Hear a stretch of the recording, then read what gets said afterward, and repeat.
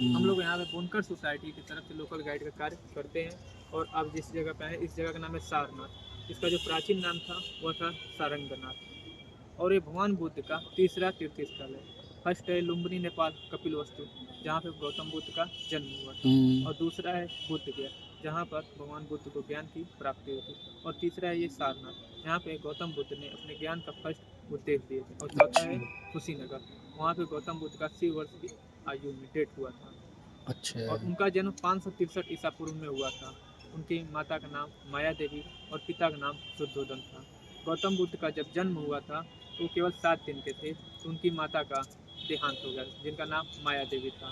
तो उनका देखभाल लालन पालन उनकी मौसी महाप्रजावती, जिनका नाम था, उन्होंने उनको बड़ा किए। और 19 वर्ष की आयु में यशोधरा नाम स्त्री से उनका विवाह कराया गया। विवाह के कुछ समय पश्चात ही उनको एक पुत्र हुआ, जिनका नाम राहुल रखा गया। जब गौतम बुद्ध 29 वर्ष की हुए तब उन्होंने, उनका नाम सिद्धार्थ था तो पहले। यस सर, बचपन का नाम उनका सिद्धार्थ था। जब गौतम बुद्ध 29 वर्ष के हुए तो उन्होंने अपने राजपाट से त्याग कर ज्ञान की खोज करने के लिए निकल पड़े। उन्होंने बुद्ध गया में निरंजन नदी तट के किनारे एक पीपल का वृक्ष था, जिसे हम बोधि वृक्ष कहते हैं। उसी वृक्ष के नीचे गौतम बुद्ध ने कठिन 6 वर्ष की तपस्या की। 6 वर्ष तपस्या करने के बाद उनको ज्ञान की प्राप्ति हुई थी। तो वो सारनाथ में आकर उन्होंने अपने ज्ञान का फर्स्ट उपदेश दिए थे। और उन्होंने 4 आर्य सत्य बताए थे।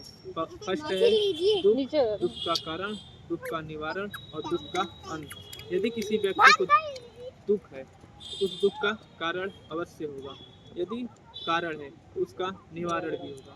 और यदि निवारण है तो उसका अंत जरूर होगा। उन्होंने ये 4 आर्य सत्य बताए थे। और सामने जो स्टेचू देख रही हैं इससे ऊपर वाली, वह है ध्यान मुद्रा। इसी मुद्रा में भगवान बुद्ध ध्यान करते थे और उनको ज्ञान की प्राप्ति हुई थी। और बीच वाली स्टेचू देख रही हैं, आपने हिस्ट्री में सुना होगा, एक उंगली मार डाकू था जो जंगलों में लोगों को मारता काटता था और उनकी उंगलियां काटकर माला बनाकर पहन लेता था। तो गौतम बुद्ध से जब उनका सामना हुआ था तो गौतम बुद्ध ने उन्हें इसी मुद्रा में आशीर्वाद दिए थे, इसलिए उसे आशीर्वाद मुद्रा कहा गया है। और दोनों साइड स्टेचू देख रही हैं, सेम स्टेचू है। वह धर्म चक्र परिवर्तन, या इसी मुद्रा में गौतम बुद्ध ने अपने धर्म का प्रचार किए थे, इसलिए इसे धर्म चक्र परिवर्तन कहा गया है। और मैम ये सामने थाई टेम्पल, इस टेम्पल में भगवान बुद्ध की 9 फीट की सिंगल स्टोन की प्रतिमाएं हैं जो पॉलिश की हुई है। और इस टेम्पल का निर्माण 1964 में 1964 में थाई गवर्नमेंट द्वारा किया गया है। और इस टेम्पल का सारा खर्च जो होता है वो थाई गवर्नमेंट देखती है, इंडिया गवर्नमेंट नहीं देखती है। और सर उस पर जो चित्रकलाएँ जो बनी हुई है